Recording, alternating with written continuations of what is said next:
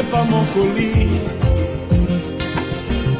La misère n'est pas mon colis. Le malheur n'est pas ma tasse de thé. La bonne santé, c'est là mon colis.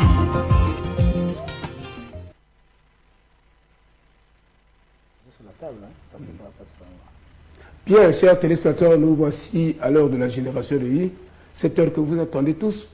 Malheureusement pour d'autres, en tout cas, ils ne sont certainement pas avertis. Sinon que tous les jeudis à 20h, c'est l'émission Génération de l'I et les rediffusions, c'est le samedi à 22h30. Pour cela, en tout cas, nous vous disons que Dieu vous bénisse et richement partout où vous vous trouvez et que vos familles et que la paix soit avec vous, avec nous tous. Donc ce soir, toujours avec dans l'esprit le réveil des églises, mais je parlerai plutôt des réveils de nos attentions, sinon le réveil de nos âmes, de nos esprits. Parce que le sujet étant celui-là, franchement, je crois qu'il est en train de nous exhorter en ce qui concerne ce réveil. Alors, je voudrais repartir un peu en arrière pour dire à nos frères qui nous avaient appelés la fois dernière et à la dernière minute et pourtant le numéro du pasteur Osée était donné. Le numéro du pasteur Osée était donné, mais il n'a jamais appelé le pasteur Osée pour, n'est-ce pas, s'entretenir. Celui qui était à Makayabou, il était plutôt à Vouvou. Il était à Vouvou, c'est votre ami, c'est quelque chose comme ça. Il n'avait plus jamais rappelé. Alors que c'était bien pour une rencontre et débattre ensemble. Alors, en ce qui concerne ce que nous sommes en train de vous montrer, c'est pas pour faire du scénario ou montrer pour cas que Dieu vous bénisse richement ceux de Moyo et nous passons la parole au pasteur Osée pour continuer, n'est-ce pas, à nous parler de ce réveil de l'Église. Pasteur. Bien, merci Frère Obéli. C'est encore un temps de joie de se retrouver ensemble. Amen. Et de parler de ce qui concerne le royaume de notre Seigneur.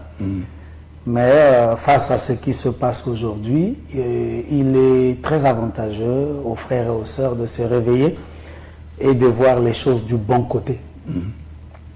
Le bon côté, c'est que la parole du Seigneur est vraie. Le mauvais côté, c'est que tant pis pour ceux dont la prophétie s'accomplit négativement dans leur vie. Parce qu'il faut au fait que la prophétie s'accomplit. Qu'on le veuille ou non, elle doit s'accomplir. Maintenant, quand elle s'accomplit, c'est pour nous réveiller notre attention en disant, regarde bien l'heure à laquelle tu es. C'est alors que nous sommes censés nous réveiller et voir les choses avec un autre œil. Parce que si le Seigneur Jésus n'avait pas prédit les choses qui vont arriver, nous allons marcher comme des gens sans boussole. Donc les prophéties nous servent de boussole aussi pour voir dans quelle direction nous sommes en train d'aller. Est-ce que nous sommes proches vraiment de la ligne d'arrivée?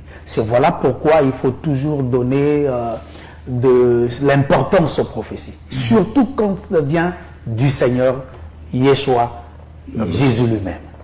Donc voilà pourquoi j'aimerais lire encore dans Matthieu 24. Nous sommes tous dans Matthieu 24, mais je vais lire Matthieu 24 à partir du verset au moins 30. Il est écrit: alors le signe du Fils de l'homme paraîtra dans les cieux, toutes les tribus de la terre se lamenteront, et elles verront le Fils de l'homme venant sur les nuées du ciel avec puissance et une grande gloire. Il enverra ses anges à la trompette retentissante et ils rassembleront ses élus des quatre coins, depuis une extrémité des cieux jusqu'à l'autre. Instruisez-vous par une comparaison tirée du figuier. Dès que ses branches deviennent tendres et que les feuilles poussent, vous connaissez que l'été est proche. De même, quand vous verrez toutes ces choses, sachez que le Fils de l'homme est proche à la porte. Et j'aimerais lire aussi dans le livre de Jude. Jude, comme il a écrit un seul livre, c'est juste Jude, après Jude c'est l'Apocalypse. Donc nous allons lire Jude au verset 4. Car il s'est glissé parmi vous certains hommes dont la condamnation est écrite depuis longtemps, des impies, qui change la grâce de notre Dieu en dissolution et qui réunit notre seul Maître et Seigneur Jésus-Christ. Je lis encore. Je vous rappelle à vous qui savez fort bien toutes ces choses, que le Seigneur, après avoir sauvé le peuple et l'avoir tiré du pays d'Égypte, fit ensuite périr les incrédules, qu'il a réservés pour le jugement du grand jour, enchaînés éternellement par les ténèbres, les anges qui n'ont pas gardé leur dignité, mais qui ont abandonné leur propre demeure. Bon, vous pouvez continuer jusqu'au verset 8, 9, mais je saute, je viens à 10. Il est écrit, eux, au contraire, ils parlent d'une manière injurieuse de ce qu'ils ignorent, et ils se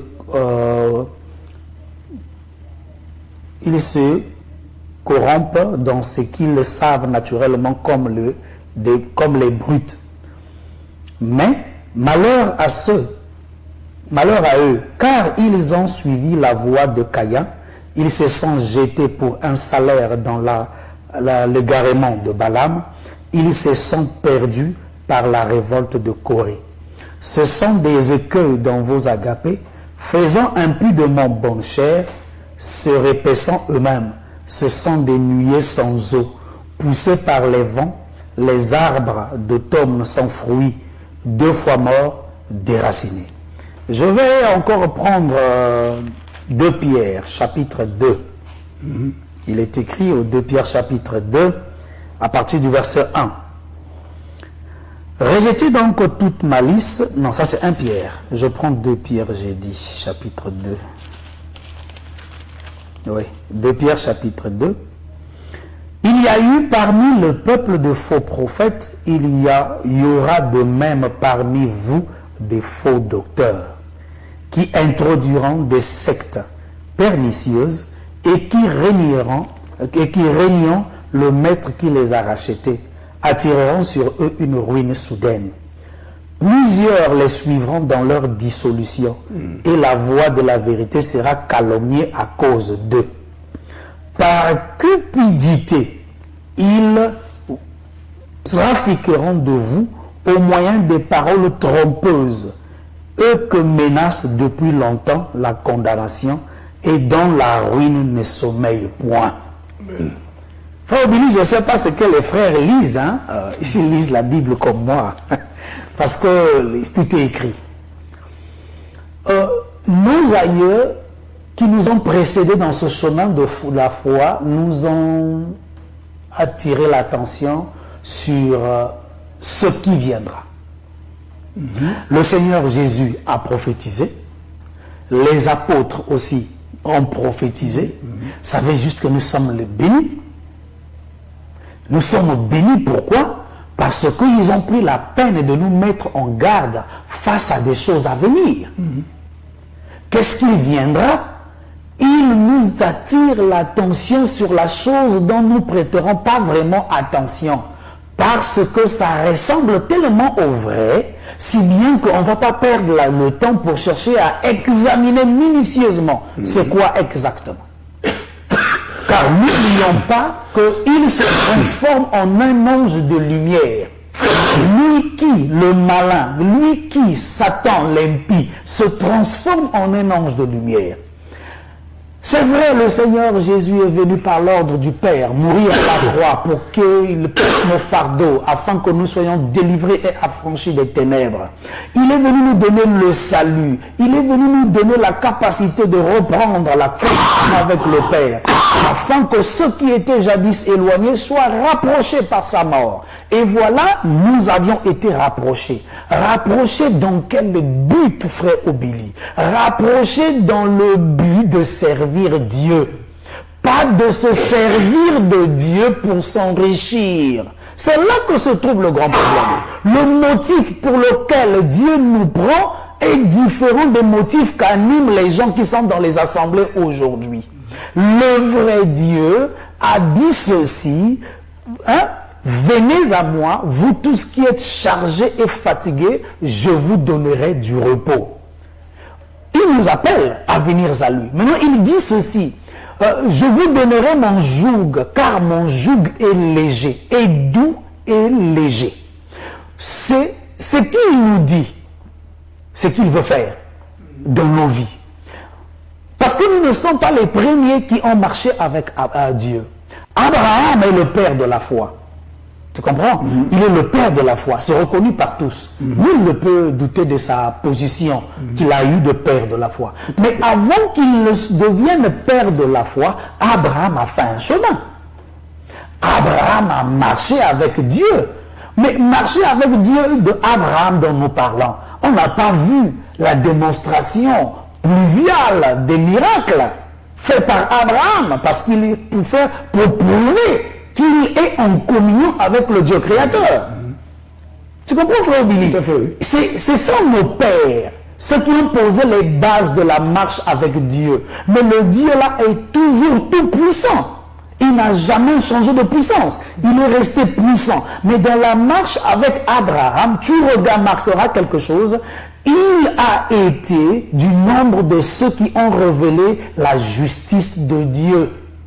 Abraham a marché pour montrer qu'est-ce qu'on appelle un homme réconcilié avec Dieu. Abraham a marché pour montrer que la preuve que j'ai Dieu, c'est pas la guérison divine que j'ai vue hier. C'est pas le parler en langue. Ce n'est pas non plus les impositions de main. Les gens tombent en désordre. Et c'est ça qui prouve que cet homme est puissant, que Dieu l'accompagne. Très faux. Tu ne liras en aucun instant un miracle que Abraham fait avec Dieu. Quand je quitte Abraham, je viens avec Noé. Noé a fait quel miracle? Posons-nous la question. Noé, ce grand homme, ce grand prédicateur, dont Jésus cite constamment, qu'il arrivera de même à l'avènement du Fils de l'homme, de ce qui est arrivé au temps de Noé. Donc Noé est un modèle. Tu comprends? Noé est un exemple à suivre. Mais dans quelle forme? Est-ce que dans le faiseur de miracles, dans le parler en langue, ou bien dans la forme de richesse qu'il avait? Or, dans le fond, quand tu regardes la vie de ce grand homme, qui est un modèle, tu retrouveras une seule chose que tu retrouves dans Abraham, l'obéissance à la volonté de Dieu. À la volonté de Dieu, que Abraham quitte sa vision de la vie et adopte la vision de Dieu. Quand Dieu lui dit, quitte la Mésopotamie, quitte la maison de ton père, va vers une terre que je te montrerai. Il demande à Abraham que tes projets que tu t'es construits, tout ce que tu t'es fait comme projet, je te dis de le quitter pour marcher vers une terre que moi je te montrerai. Abraham marche pour aller vers une terre que Dieu lui montrera. Dans cette terre-là, il y a quoi? Il n'y a pas le projet d'Abraham là-dedans. C'est le projet de Dieu. Donc la volonté de Dieu. Il s'est investi toute sa vie pour la volonté de Dieu. C'est le message qu'il passe. Que l'homme que Dieu appelle à lui, Dieu l'appelle pour qu'il marche dans la volonté de Dieu. Qu'il fasse ce que Dieu a décidé que lui doit faire. Et non qu'il suive ses propres voies. Quand je prends Noé, Noé vivait sa vie paisiblement avec ceux de son temps. Il était en train de suivre son projet, sûrement. Il était en train de construire je ne sais quoi, comme tout autre être humain. Mais quand Dieu se révèle à lui, lui dit, je vais faire pleuvoir la pluie de la terre et détruire ce monde par les eaux. C'est une mission.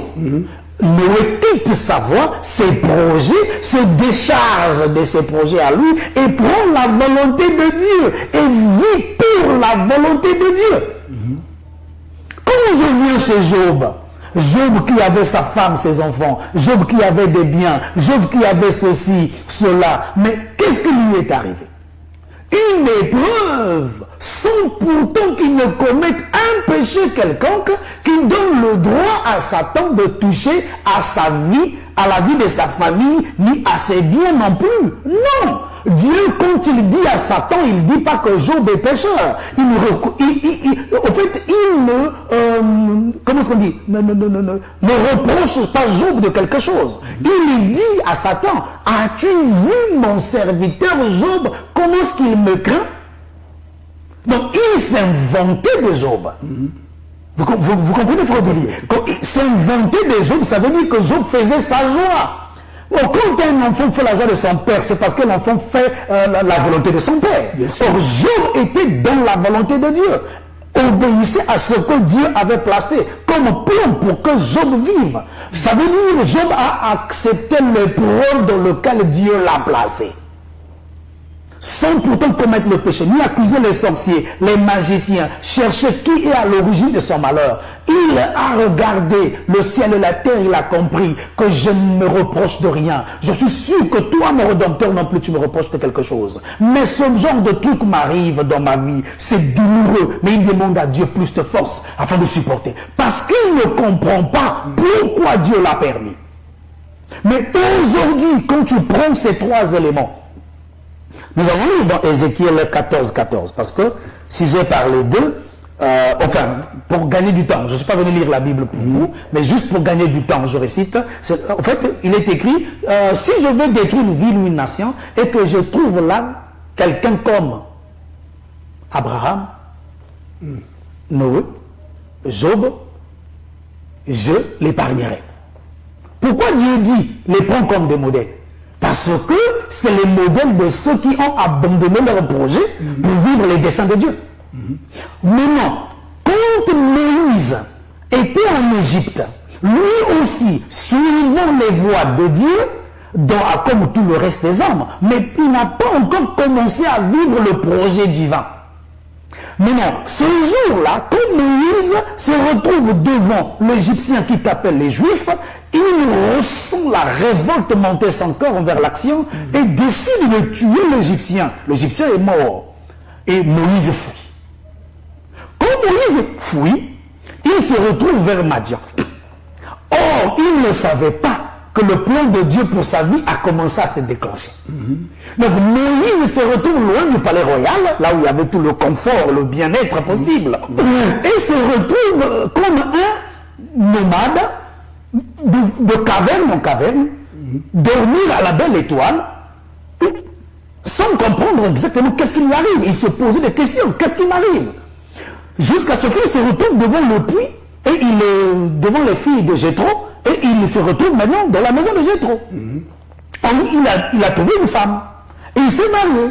Il a fondé sa vie. Il est devenu un berger. Et jusqu'au jour où Dieu décide maintenant, je déclenche la phase la plus importante. C'est la phase d'être un libérateur. C'est en ce moment que Moïse aussi comprend et quitte sa volonté. Et comprend que je dois m'arrêter. Je n'ai plus à moi de vivre. Je dois maintenant vivre le projet divin. Il décide de quitter sa façon de voir, de la vie, de voir l'esclavage d'Israël et comprend le plan de Dieu ce jour-là à Mont Sinaï. Il a dit quoi? Je vais aller. Quand Moïse vint en Égypte, ce n'est pas le Moïse peureux qui vient en Égypte, le Moïse mandaté pour la volonté de Dieu. Vous comprenez ce que je veux dire? Donc ça c'est d'abord le côté des serviteurs qui ont marqué tout Israël et qui nous marquent nous aussi aujourd'hui. C'est de cesser de vivre pour tes propres besoins, pour tes propres projets. C'est de vivre désormais pour le plan divin. Voilà pourquoi Hébreu dit ceci. Tu n'as voulu ni sacrifice, ni holocauste, mais tu m'as formé un corps pour faire. Donc la raison de lui avoir formé le corps, il le précise, pour faire, oh Hachem, ta volonté. Donc en ce moment-là, même le Fils est lié à la même condition. Se soumettre à la volonté du Père. Faire de la volonté du Père l'objet de tes investigations. Faire de la volonté du Père le sens, la raison de vivre. Mais aujourd'hui, quand Jésus donne sa vie, le jour là devant la coupe à Gethsemane, il a dit quoi? Père, si cela est possible, éloigne cette coupe de moi. Il refuse. Ça, c'est sa volonté à lui. Tu comprends? Sa volonté, ce n'est pas porter mon fardeau. Oui, c'est normal, c'est douloureux, parce que toi et moi, on compte en temps nos fardeaux, on ne pèse pas les énergies négatives qu'il y a là-dedans. le poids que cela consiste. Mais lui, quand tu le regardes, il transpire comme de grumeaux du sang qui tombe, et il réalise la douleur, il dit, oh, mais moi je suis juste et saint, je suis innocent, je ne mérite pas ce genre de souffrance et de fardeau. Il refuse. Mais il se souvient la raison pour laquelle le corps lui avait été formé. C'est de porter ce fardeau-là. Car le Père avait décidé qu'il était bon que lui, le Fils, porte le fardeau de ses frères, afin que lui souffre à notre place. Qu'est-ce qu'il a dit? Mais toutefois, que ta volonté soit faite. Bien-aimé dans le Seigneur. Mon frère Obili, où est l'Église aujourd'hui? Le jour où il veut faire remarquer à Pierre la même souffrance, il dit à Pierre, à la résurrection, il dit, Pierre, m'aimes-tu? Pierre lui dit, oui Seigneur, je t'aime. Il dit, ok. Il revient encore. Pierre, m'aimes-tu? Il dit, oui Seigneur, je t'aime. Ah d'accord. Lui savait pourquoi il lui posait les questions.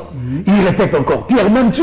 Pierre dit, oui Seigneur, je t'aime. Il dit, ah, Pierre dit, oh Seigneur. Et Pierre se sent choqué et déçu. Mais pourquoi il continue à me poser ce genre de questions? Alors il lui rappelle que l'heure arrive où tu ne feras plus ta volonté, où tu dépendras toute ta vie de la volonté du Père comme moi j'ai été. C'est là où tu sauras que tu es vraiment en relation avec le Père. Le problème que l'Église doit comprendre aujourd'hui, que Dieu ne nous a pas créés pour que nous puissions vivre comme bon nous semble, ou faire de notre existence dans ce monde ce que bon nous semble. Non, il nous a créés pour un but bien précis. Voilà pourquoi il est écrit, il a pour nous des projets de paix, de bonheur et non de malheur. Il nous dit l'intention, son projet à lui sur nous. Voilà pourquoi Jésus disait aux disciples que celui qui veut être mon disciple, qu'il prend sa croix et qu'il me suit. Prendre sa croix, c'est quoi? Accepter la volonté du Père te concernant, la volonté dont que toi tu n'as pas conçu. Tu n'es pas, ça veut dire que tu es juste là comme exécutant. Tu reçois juste des ordres. Tu n'as rien à changer, rien à modifier. Tout ce que tu as à faire, c'est de dire oui et amen et tu avances. Il dit, prends juste cette volonté-là. Aussi amère qu'elle soit, porte-la, marche avec.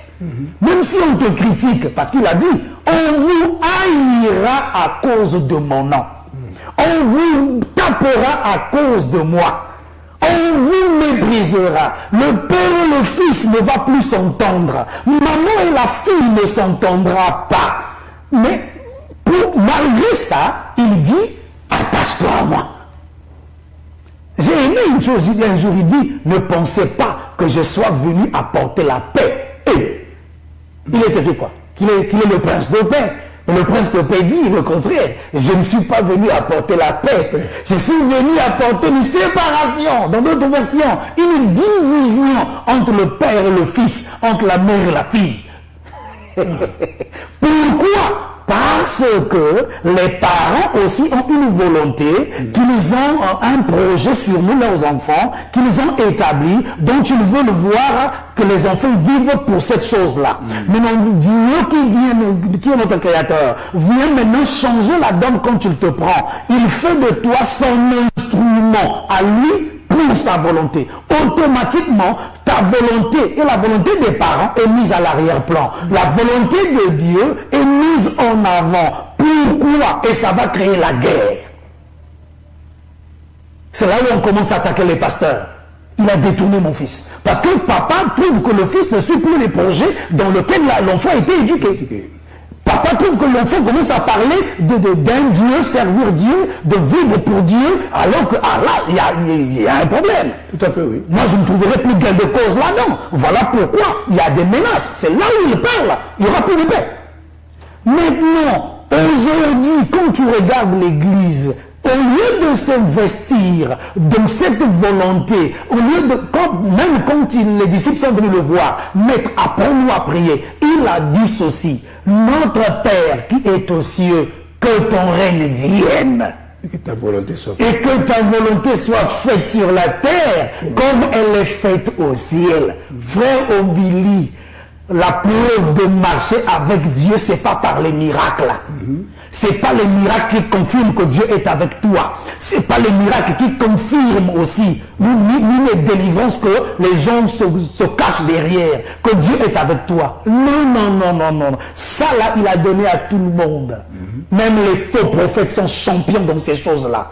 Car il est écrit même, il dira à d'autres qui ont fait, diront, nous avons guéri les gens en ton nom, nous avons chassé les démons en ton nom, nous avons fait ceci en ton guéri les gens en son nom. Il dira quoi? Oui, c'est vrai, vous avez guéri et chassé, mais cependant, moi je ne vous connais pas. C'est là où il pose la question. Qui est mon frère? Qui est ma soeur? Qui est ma mère? C'est celui qui fait les miracles. C'est celui qui guérit les malades. Celui qui fait la volonté de C'est celui qui chasse les démons. C'est celui qui fait la volonté du Père. Parce que la volonté de Dieu est une punir la mère. Oui. Ceux qui se sont livrés à cette volonté ont payé le prix. Si aujourd'hui nous pouvons parler du témoignage de Job, Job a payé le prix. Si nous pouvons parler de Noé, Noé a payé le prix. Si nous pouvons parler d'Abraham, il a payé le prix. Qu'est-ce qui s'est passé? Frère Billy, c'est pas facile de chasser ton enfant. Ishmaël, c'est bien le fils sorti des entrailles d'Abraham. Mais quand il est arrivé, la volonté de Dieu doit se déclencher. Le plan de Dieu, il lui est demandé de chasser sa maîtresse, sa servante, et le fils qui est son enfant. Mais c'est douloureux, frère. C'est douloureux, oui. C'est pas facile.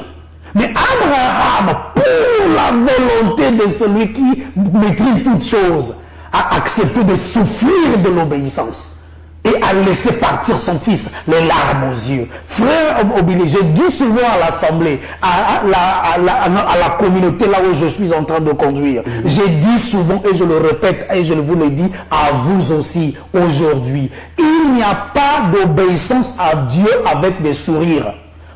L'obéissance à Dieu, c'est des larmes aux yeux. Tu pleures. Tu acceptes quelque chose qui te fait mal. Il doit abandonner son fils. Ne plus jamais le voir. Ne pense même plus à son avenir. Ça ne te regarde pas. Frère Obili, c'est pas facile. On ne maîtrise pas la force dans laquelle Abraham s'est tenu ce jour-là pour exécuter le plan de Dieu. Mais aujourd'hui, quand j'écoute les prédications dans les soi-disant églises, c'est malheureux. C'est loin de ce qui est la volonté de Dieu. Tu ne vois que matin, midi, soir, prière de délivrance. Ils sont là parce qu'ils ont vu les miracles. Ils sont là parce qu'ils ont mangé le pain. Ce jour-là, Jésus a dit quoi? Il a dit, maître, nous te cherchons depuis ce matin. Jésus dit, bon, écoutez, en vérité, je sais pourquoi vous me cherchez. Vous ne me cherchez pas parce que vous aviez vu Dieu agir en moi, non. Parce que vous avez mangé le pain et le poisson. Vous vous êtes rassasiés. Oui. Est-ce que les pasteurs peuvent dire ça? Ils ne peuvent pas. Vous savez pourquoi? Non. Mais c'est ça qui les fait vivre. Il faut que les gens les suivent par les miracles. Il faut que les gens les suivent par les délivrances et les guérisons. Il faut que par le bruit de parler en langue. Tous les hommes de Dieu aujourd'hui parlent en langue. Mais ce n'est pas une forcing. Moi, je n'ai pas la grâce là. Je n'ai pas le don de parler en langue. Je ne peux pas fabriquer. Mais non. Mais tous, il faut qu'ils parlent en langue. Attends, et c'est pourquoi? C'est pour embobiner, c'est-à-dire qu'on oublie ceux qui sont autour de penser que Dieu est présent. La présence de Dieu ne se marque pas par les signes et les miracles. La présence de Dieu se marque par sa volonté. La volonté, le plan de Dieu. Qu'est-ce qu'il veut atteindre comme but? C'est pas guérir mon cher, c'est guérir l'âme. Voilà pourquoi Jésus est venu dans ce monde. Les hôpitaux sont là pour guérir les chairs. N'est-ce pas quand vous donnez la parabole du bon samaritain? Il parlait de quelqu'un qui l'a mené l'autre à l'hôpital pour être soigné. Il y a des solutions que les hommes ont. Mais la solution de l'âme, Dieu seul l'a. Voilà pourquoi il a envoyé son fils. Nous voulons voir ceux qui sont réellement en communion avec Dieu vivre pour le plan divin. Frère Obili, vivre pour le plan divin, c'est vivre dans le contentement. Ce que tu n'en as pas, n'en vis pas. Ce que tu as, gloire au Seigneur. Mais qu'est-ce qui anime les prédications pour comprendre les intentions de ce prédicateur? Mais écoute la prédication. Tu n'entendras que prospérité dans la chair. Tu n'entendras que bonheur dans ce monde. Les belles voitures, les belles maisons. L'autre m'avait envoyé un message pour dire, oh, donc pasteur, donc ton refaka va pauvre. Mais attends, c'est quoi la pauvreté? C'est quelqu'un qui n'est pas en communion avec Dieu, c'est ça le pauvre. Le pauvre, c'est pas parce que tu n'as pas 10 000 dans la poche. Faux et très faux. C'est la mauvaise façon de voir la pauvreté. La pauvreté, c'est de manquer des œuvres de justice. Or, Abraham et tout le reste ont pratiqué la justice de Dieu. Faire vivre pour Dieu, vivre pour la raison pour laquelle Dieu t'a créé. C'est pour ça que l'évangile est prêché. Amener les gens à comprendre le pourquoi de ce qu'ils sont dans ce monde. Ils ne sont pas dans ce monde pour se faire les mains des sous. Ils ne sont pas dans ce monde pour créer beaucoup de trucs dans le tout, pour leur profit. Mais ils sont dans ce monde afin d'atteindre le but que Dieu s'était fixé. Oh, mon frère, n'est-ce pas là un grand bonheur d'être choisi par Dieu afin d'être participant dans son plan divin? Il y a quoi de plus merveilleux que ça? En tout cas. Hein? Je peux avoir des millions, mais je vais mourir. Il y a quelqu'un qui a beaucoup plus que moi. Mais quand le Créateur te fait intervenir dans le plan divin, mais il a dit, c'est ça la chose la plus profonde qui prouve que Dieu t'a aimé. Tout à fait, oui. Or, travailler dans le plan divin, tu vas souffrir dans ta chair, tu auras des pleurs. Pourquoi? Parce que c'est difficile. Il va te demander à faire des choix difficiles. Se séparer à certaines choses compliquées, qui fait parfois ta raison de vivre. Mais l'unique moyen pour toi de t'en sortir, d'avoir des sous, parfois ça peut être par l'escroquerie. Mais quand l'amour de Dieu gagne ton cœur, il te fait comprendre que je ne veux pas te voir être escroqueur, mais je veux que tu dépendes de moi. Et frère Billy, reprendre une vie d'une autre manière n'a jamais été facile. Mais par amour, tu acceptes de te plonger, de galérer, de souffrir, de devenir encore débroyé, que dans le quartier qu'on se moque de toi, juste parce que tu veux plaire à Dieu, mais tu as fait le bon choix. Mais c'est ça qui doit être prêché dans l'église. Merci, pasteur. Pasteur Osé, chers téléspectateurs, vous avez suivi. C'est l'impact d'aujourd'hui par rapport à hier.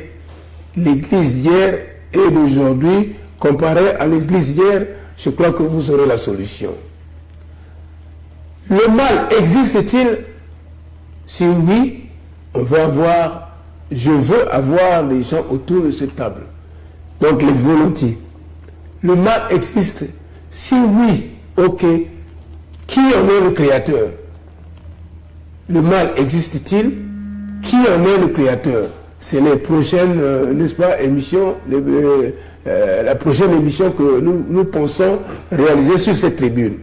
Donc le téléphone 06 668 19 00, j'ai déjà quelqu'un pour lui. Allô? Bonsoir, pasteur Abdou. Bonsoir mon frère. Comment vous l'appelez? Vous l'appelez d'où?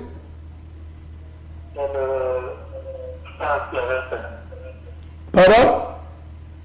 C'est le frère Clavertel. Oui. Vos préoccupations. Je salue d'abord le pasteur premièrement. Oui, le pasteur Osé. Le pasteur Osé, je me salue. Oui. Tout ce qu'il dit, c'est vrai. Tout ce qu'il dit, c'est vrai. Dans ma tâche, vraiment, je glorifie le Seigneur pour la vérité. Oui. Pour vous également, vous êtes un homme de Dieu. Tout à fait. C'est une vérité. En dépit de ça, j'aimerais savoir, le pasteur qui est loin de Dieu, qui ne travaille pas, est-ce qu'il doit compter sur l'Église et sur les chrétiens qui apportent dans sa vie, ou bien des gens qui sont des païens, qui viennent à l'Église, qui apportent dans sa vie? C'est ce que je vous dirais, la première question. Oui. La deuxième question, je porte un peu ma dévotion, parce que je sens comprendre que le message est normal. La vérité aussi est là. Le péché, on doit condamner. Mais la vie d'un pasteur, quand on parle, la vie d'un pasteur. est en haut, il est sur terre. Les véhicules, ils roulent avec lui. Ce qui apporte sur à pied. Lui, il ne peut pas vendre les véhicules là pour avoir une boulangerie, pour embaucher les sœurs qui ne font rien. Et ma question, je finis et je suis en ligne avec. Merci beaucoup. Merci beaucoup. Alors, Pasteur Rousseau, vous avez suivi les 2 questions. À vous la réponse. Bon, il est aussi écrit que celui qui vous fait part de tous vos biens à celui qui vous enseigne l'évangile. Là aussi, il y a problème. Hein? Oui. Fait part à tous les... Il y a aussi problème là. Oui, si. Parce que, est-ce qu'eux-mêmes, ils ont fait part aux pasteurs qui les ont conduits? Bon, eux-mêmes, les anciens. Parce que c'est cela, ça va d'ancienneté à l'ancienneté. Oui, c'est vrai. Mais cela ne veut pas dire que c'est l'autre a failli dans l'obéissance qu'on en fasse un modèle. On ne peut pas faire le modèle de quelqu'un qui a failli. Tout à fait. Donc on prend le modèle pour qu'on peut suivre.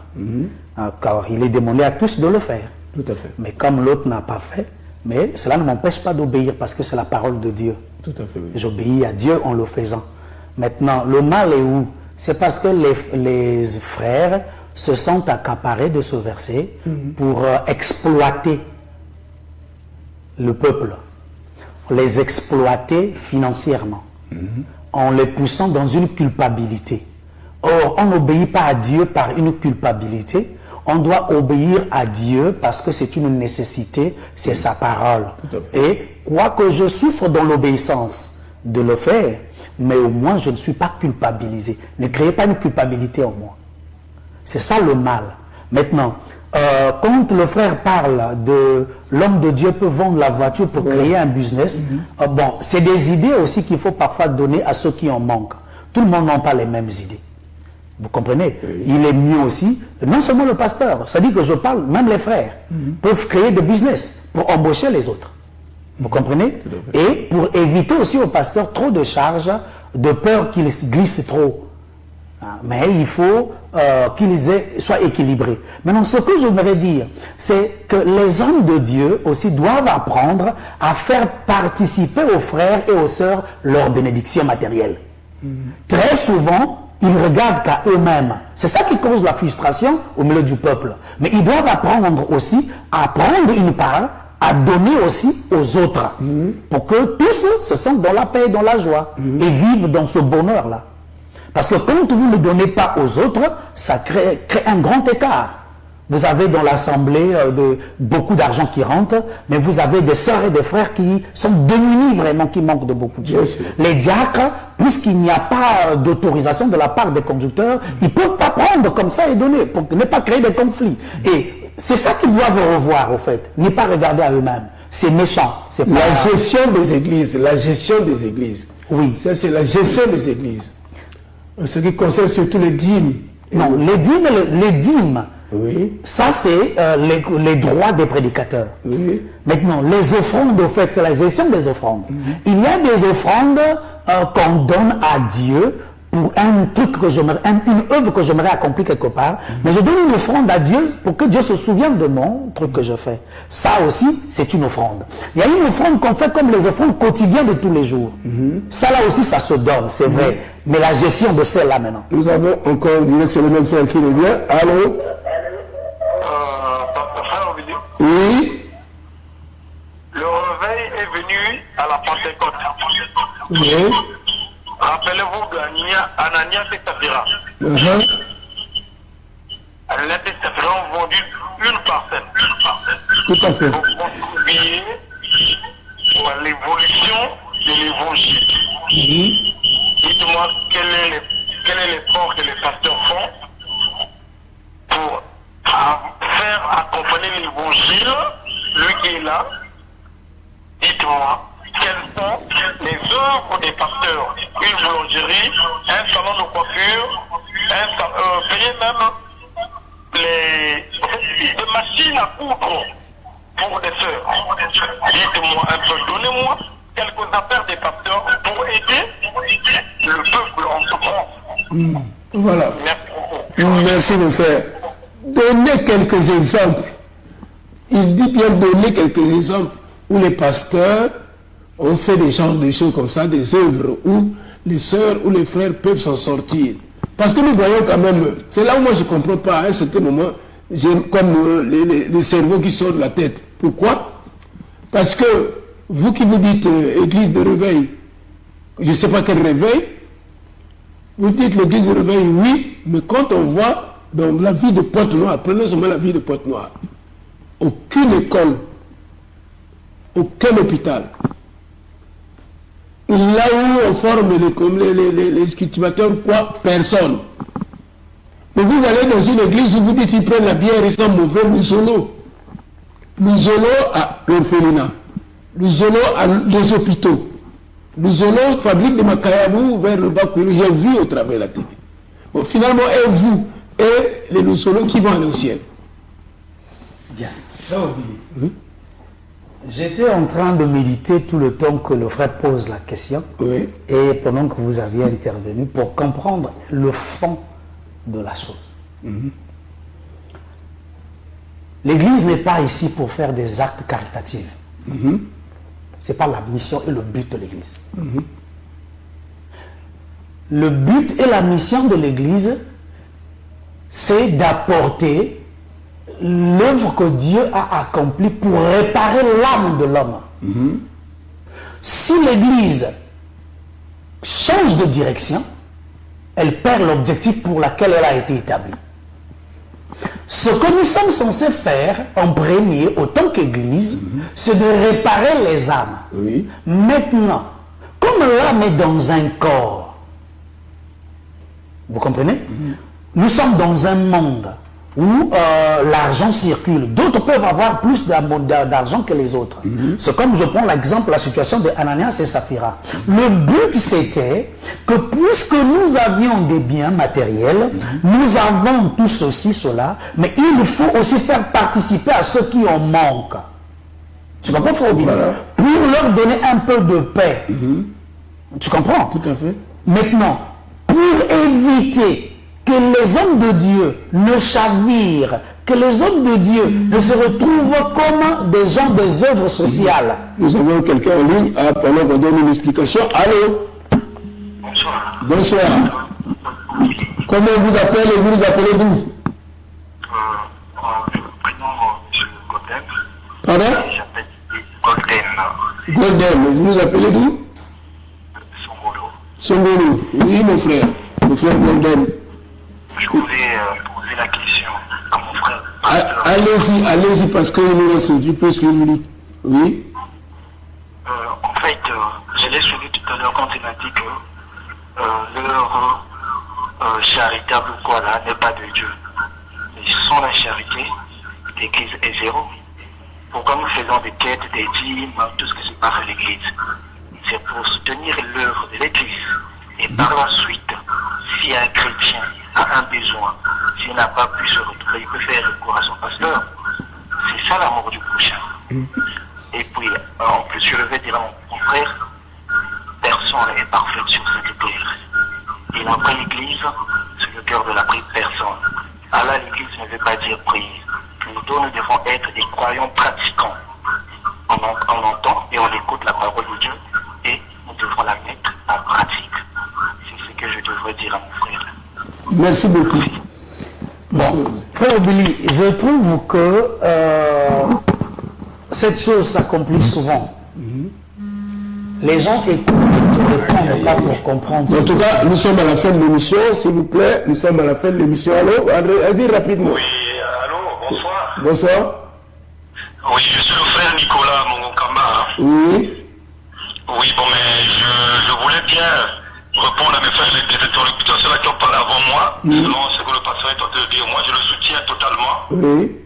sur les fonds que nous, les membres de l'Église, nous donnons au pasteur, donc la dîme et les offrandes que nous donnons. Mais la mission de Dieu, c'est quoi sur terre? Si on commence par exemple, le pasteur dit, les caritas sont dans tout le monde va s'investir là pour chercher qu'on les aide à l'Église.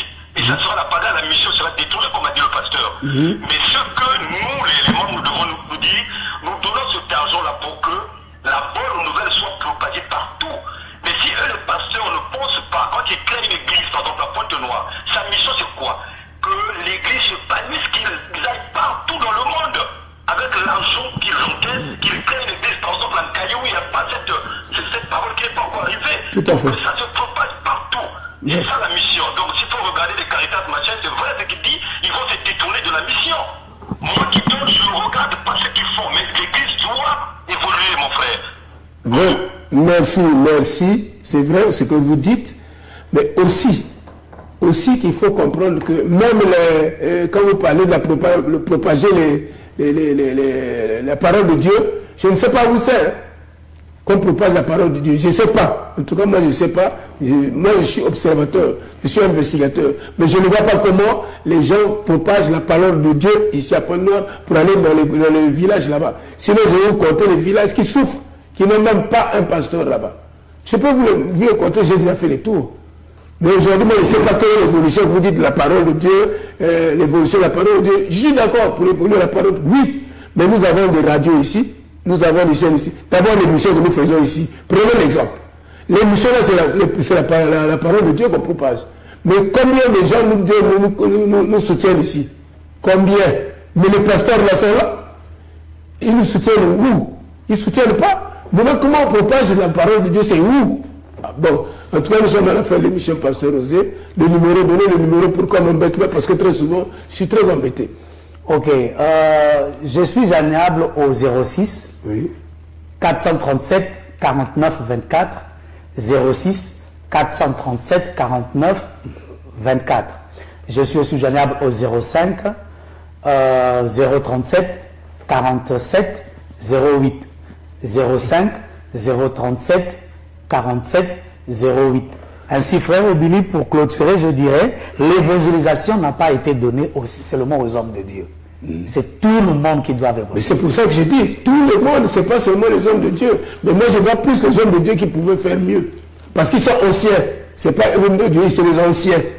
Donc les anciens qui connaissent bien les Écritures. Alors, donc voilà, nous parlons de l'ancienneté. Cette ancienneté, les pasteurs sont lesquels? Les pasteurs sont les pasteurs. Même s'ils sont les pasteurs, ils ont commencé d'abord par écouter la parole quelque part. Hein. Alors, donc, c'est pour ça. Allô? Bon, nous sommes à la fin de l'émission. Nous sommes à la fin de l'émission. Me fait signe là-bas. En tout cas, là, c'est l'heure à la télé. Que Dieu vous bénisse richement. Vous avez suivi. À la prochaine occasion, Dieu voulant, jeudi, nous serons encore là pour débattre de ce thème. Que Dieu vous bénisse. La maladie n'est pas mon colis. La misère n'est pas mon colis. Le malheur n'est pas ma tasse de thé. La bonne santé, c'est là mon colis.